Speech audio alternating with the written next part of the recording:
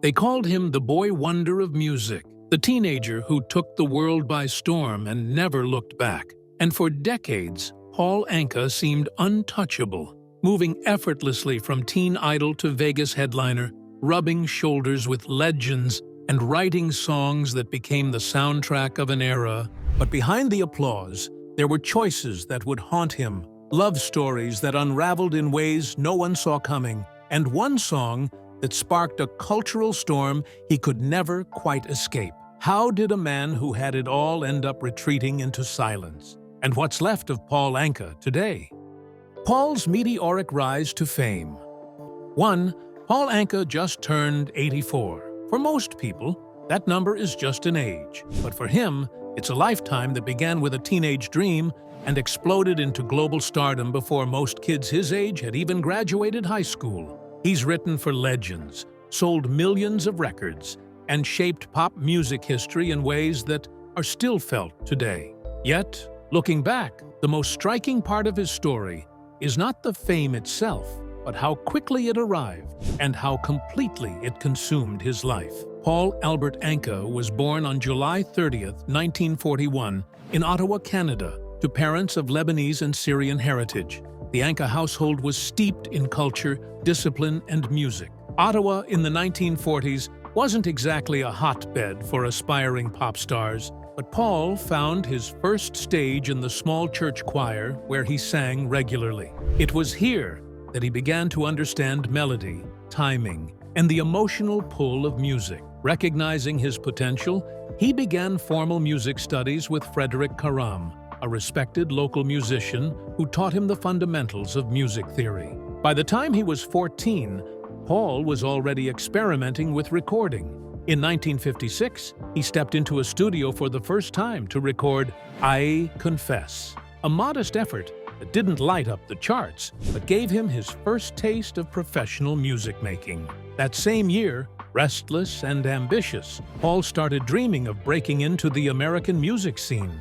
At 15, armed with nothing more than $100 and an unshakable belief in himself, he boarded a bus to New York City, and that trip would change his life. It was in New York that Paul wrote the song that would define his career's beginning, Diana. Inspired by a girl he barely knew from church, the song captured the longing and innocence of teenage romance. It was recorded in 1957 and quickly became a global sensation, selling millions of copies worldwide. A staggering figure for a newcomer. Practically overnight, Paul Anka went from an unknown Canadian teenager to one of the hottest names in the music industry. The success of Diana opened the floodgates. The late 1950s and early 60s saw Paul releasing hit after hit. There was Lonely Boy in 1959, a heartfelt anthem of youthful isolation. Put Your Head on My Shoulder, a slow, tender ballad that became a cultural touchstone, and Puppy Love, inspired by his friendship with fellow teen idol Annette Funicello. These songs didn't just perform well on the charts, they became part of the soundtrack of an era, played at school dances, on transistor radios, and in living rooms across North America and beyond. But Paul's fame wasn't confined to the recording studio. He toured extensively, sharing stages with some of the most iconic performers of the time. One of the most notable connections he made was with Buddy Holly. Paul not only toured with Holly but also wrote It Doesn't Matter Anymore, specifically for him, a song that would become a posthumous hit after Holly's tragic death in 1959. By the age of 17, Paul Anka was one of the biggest stars in the world. He wasn't just another teen idol. He was a proven songwriter, a charismatic performer, and a savvy young businessman who understood the value of his work. But even then, Paul was thinking ahead. He knew the music industry was fickle, and he began laying the groundwork for a career that could outlast the teenage craze. And so, in the early 1960s, when the initial wave of teen idol mania began to fade, Paul smoothly transitioned from pop performer to respected songwriter. He penned for Frank Sinatra and Tom Jones, and also wrote the theme for The Tonight Show starring Johnny Carson. That's not all. His talents extended beyond music. Paul ventured into acting, appearing in multiple films such as the 1962 epic The Longest Day. He became a fixture in top venues, holding residencies in Las Vegas and performing at the legendary Copacabana in New York. His stage presence evolved from teenage charm to polished showmanship, appealing to older, more sophisticated audiences without losing his youthful fan base entirely. Paul's career longevity also rested on his sharp business instincts. In the early 1960s, he made the shrewd move of buying back the rights to his early catalog from ABC Paramount and re-recording his hits for RCA. This allowed him greater control over his music and ensured that royalties from those songs flowed directly to him, a foresight that many artists of his generation lacked. Even as the decades rolled on, Paul remained creatively active. His collaborations stretched across generations and genres. His body of work has grown to dozens of albums and hundreds of songs, spanning romantic ballads, swinging big band numbers, and pop hits. Yet, even during this golden period, there were undercurrents that hinted at the challenges ahead, and the relentless pace of touring, recording, and reinventing himself was both a blessing and a burden. For Paul, the applause never lasted long enough, and the pressure to keep delivering was constant. He had achieved more by his 20s than most musicians ever dream of. But the industry he loved was already changing. As the 1960s gave way to the 70s, new styles, new stars, and new cultural attitudes began to reshape the music world. Paul Anka would face the challenge of remaining relevant in an era that increasingly valued the new over the familiar. And while he had proven himself time and again, the next phase of his life would test his resilience in ways that fame and early success could never prepare him for. Personal struggles and career decline. 2. For all of Paul Anka's poise and confidence on stage, there was one loss he never fully recovered from, and that was the death of his mother, Camelia Tanis. Anka passed away when Paul was just 18. By then, he was already famous, traveling the world and playing to sold-out crowds, but that success felt hollow without the woman who had encouraged his music from the very beginning. In interviews, Paul has acknowledged that losing his mother at such a young age left an emotional scar that never completely healed. She had been his greatest supporter, his source of grounding, and her absence created a quiet emptiness that fame and fortune could not fill. But that wasn't the only challenge he would face. The late 1960s brought a new kind of challenge. Popular music was changing rapidly. The British invasion had reshaped the charts, psychedelic rock was dominating radio, and the teen idol era that had catapulted Paul to fame was long over. His smooth, romantic pop sound was suddenly competing with a new generation of artists whose music reflected the turbulence and rebellion of the time. Paul's commercial momentum slowed. Hits became harder to come by, and while he remained a respected name in the industry, his singles often failed to climb the charts the way they once had. The audiences that had screamed for him in the late 1950s were now in their 20s and 30s, with different tastes. And younger listeners were more interested in the Beatles, the Rolling Stones, and Jimi Hendrix. Paul, always adaptable, leaned more into songwriting for others. But there was no denying that his days as a constant presence on the charts were fading. Fortunately, in 1974, Paul made an unexpected comeback when he released You're Having My Baby, a duet with Canadian singer Odia Coates. It shot straight to #1 on the Billboard Hot 100 and became his first chart-topping single in 15 years. For a moment, it seemed like Paul had pulled off something remarkable, the rare feat of reclaiming the top spot in an era that had largely moved on from his style of music. He followed it with a few more charting singles, but sadly, none matched the explosive popularity of his early hits. The mid to late 1970s and 80s became a period of steady work rather than chart domination. He remained active in the recording studio, toured extensively, and continued writing for others. But the days of teenage pandemonium and multiple hits in a single year were long gone. Paul's decline in chart success was not due to scandal or self-destruction. In fact, quite the opposite. Unlike many of his contemporaries from the Las Vegas and Rat Pack circles, Paul deliberately avoided the excesses of the music industry. Although he was surrounded by artists who indulged heavily in drinking, smoking, and illicit substances, he kept his distance. This discipline preserved his voice and health well into his later years, but it also meant he never became part of the hard-partying scandals that kept some entertainers in the headlines. He was, in many ways, a disciplined craftsman in a business that often rewarded chaos. Still, the emotional toll of moving from center stage to the sidelines was real.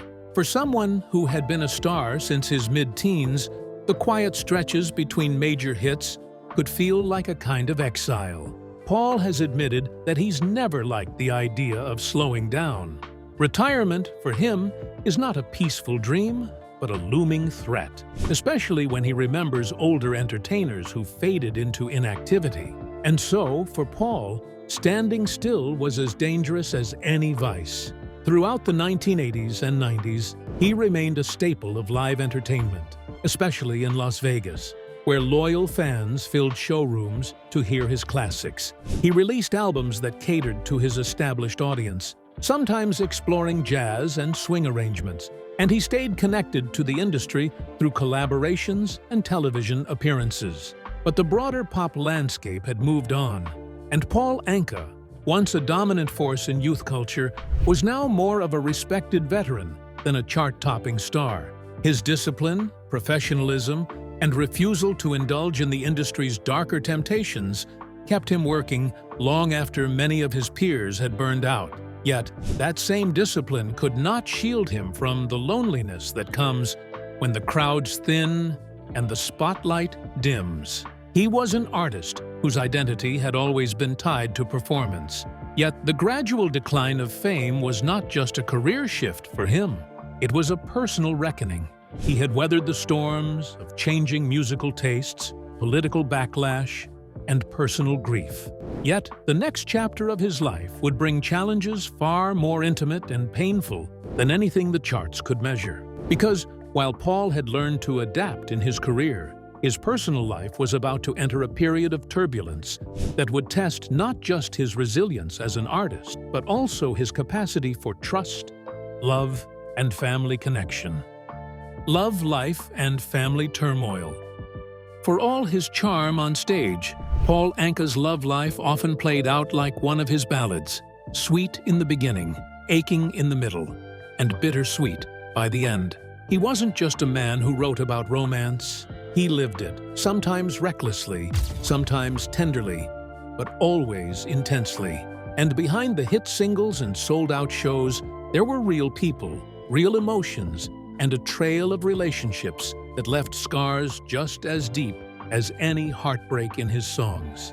In his early years of fame, Paul Anka's love life became part of his public image, and one of his most talked-about relationships was with Disney's own Annette Funicello. The pairing was the definition of pure 1960s young and high-profile love, and his boyish charm and her wholesome appeal made them a picture-perfect couple for fan magazines. They dated during the height of their teen stardom, creating an image of innocence that contrasted with the fast-paced, temptation-filled world of show business. Though their romance eventually faded, it was a formative experience for Anka that preceded the more complex, often turbulent relationships that would follow. Speaking about why their relationship ended in an interview, Anka said, "She wanted to get married. I couldn't do it. But what a family, and what a sweetheart she was. She just had that sweetness, that goodness. I don't know where it came from, but she was never different. It was unbelievable." They both moved on from each other, and in 1962, Paul Anka met a woman who seemed pulled straight from the pages of a glossy fashion magazine. Because, in fact, she was. Anne de Zogheb was a Lebanese-British fashion model signed with the famous Ford agency, whose elegance and poise captivated him immediately. By 1963, just a year after their first meeting, Paul and Anne were married in a ceremony that could have been mistaken for a royal wedding. He was 21, barely out of his teen idol phase, while she was 19, and at the start of a career that could have taken her around the world. Instead, Anne chose a quieter path. She retired from modeling to focus on their growing family. And over the years, the couple had 5 daughters: Alexandra, Amanda, Alicia, Anthea, and Amelia. For decades, they were seen as one of show business's most enduring couples. They navigated the 60s, the 70s, and into the 80s together, a rare feat in an industry where marriages often ended before the ink dried on the wedding license. Paul would later admit that having a strong family life during his busiest years gave him stability, something many of his peers lacked. But even the most glamorous marriages have their cracks. By the late 1990s, those cracks began to widen. Anne, who had developed her own identity as a respected art collector, began drifting into a different social world from Paul. After 38 years together, they divorced in 2001. Paul has never gone into great detail about the breakdown, but insiders say it was less about explosive fights and more about slowly growing apart. Anne lived out the rest of her life largely away from the public eye. She passed away in 2017, and Paul spoke of her with deep respect, calling her a great mother and a wonderful woman. But if Anne was the quiet, elegant chapter in Paul's romantic story, Anna Aberg was the firestorm. The two met in the early 2000s when Anna, a former Miss Sweden and actress, was working as his personal trainer. She was decades younger, glamorous, and full of energy, a stark contrast to the settled life Paul had left behind with Anne. By 2008, the two were married, and not long after, they welcomed a son, Ethan Anka. But what started as passion quickly turned into public drama. Their relationship was volatile, filled with accusations, counter-accusations, and enough legal filings to make headlines for years. One of the most sensational scandals came when Anna claimed that, during a heated argument, Paul's actions left her feeling threatened and unsafe. The allegation was serious and could have derailed his career, but it was later proven false. The court battle that followed wasn't about music or money. It was about Ethan. Paul fought for full custody of his son, arguing that he could provide a more stable home. And in a rare outcome for a celebrity father, he won. While the ruling was a legal victory, it came at a high emotional cost. Paul and Anna's relationship became openly hostile, and Ethan's contact with his mother was limited. Over time, there were also whispers that Paul's bond with Ethan had become strained, with the court battle leaving emotional ripples that never fully settled. But after the chaos of his second marriage, Paul's third seemed at first like a fresh start. In 2016, he wed Lisa Pemberton, a Canadian woman he had been with for several years. Friends said she was warm and grounded and seemed to bring a sense of calm into his life. For a while, the relationship worked. There were fewer public appearances and fewer tabloid headlines. Instead, it was just Paul enjoying a more private life. But by 2020, the marriage was over. This time, there was no court scandal and no wild accusations, just the acknowledgement that they weren't making each other happy anymore. Paul was in his late 70s, and according to insider reports, he realized he didn't want to spend his later years in a relationship that wasn't fulfilling. And so, the divorce was finalized quietly, with little public comment. When you trace the arc of Paul Anka's personal relationships, one theme stands out: distance. Whether it was the physical distance created by a touring schedule, the emotional distance that creeps in over decades, or the legal distance enforced by custody battles, closeness seemed difficult to maintain for Paul. With Anna Aberg, the distance was fueled by hostility. With Lisa Pemberton, it was emotional withdrawal.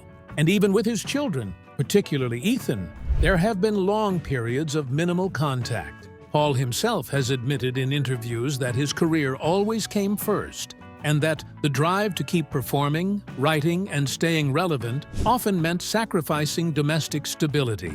He's candid about his fear of stagnation, which may explain why he moves on from relationships quickly once they begin to feel unfulfilling. Paul Anka built his career on some of the most tender love songs of the 20th century. Yet, his own love life has been anything but tender. The man who wrote "Put Your Head on My Shoulder" has lived through 3 marriages, high-profile divorces, and a custody battle that left deep divides. Although his career highs were about connection, his personal life has often been about separation.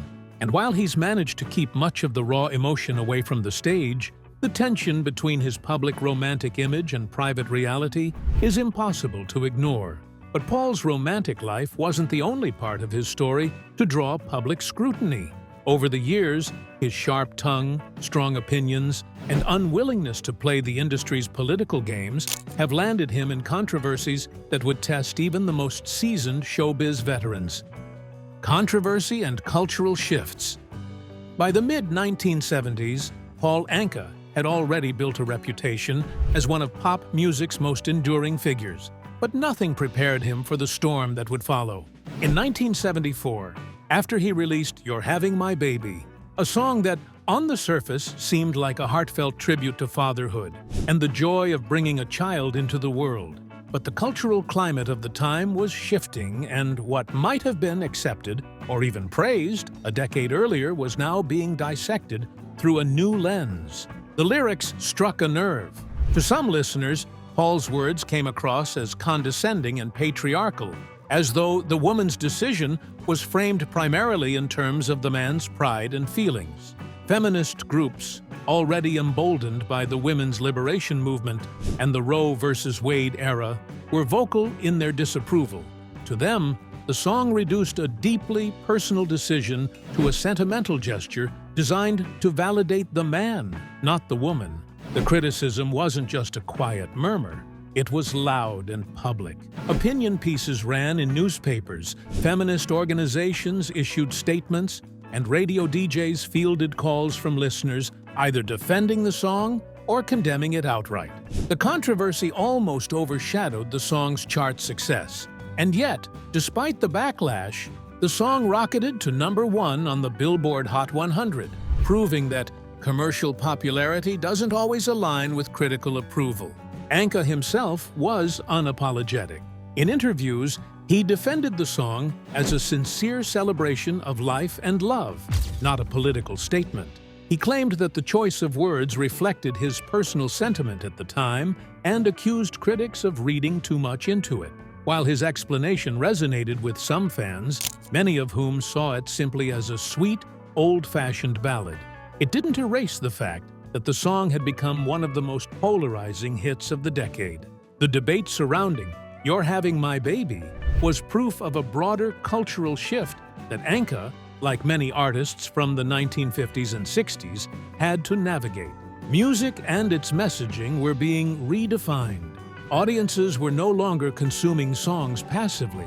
They were interrogating them, analyzing the power dynamics, and considering the social implications behind the lyrics. This new cultural awareness meant that even well-intentioned art could be caught in the crossfire if it clashed with evolving values.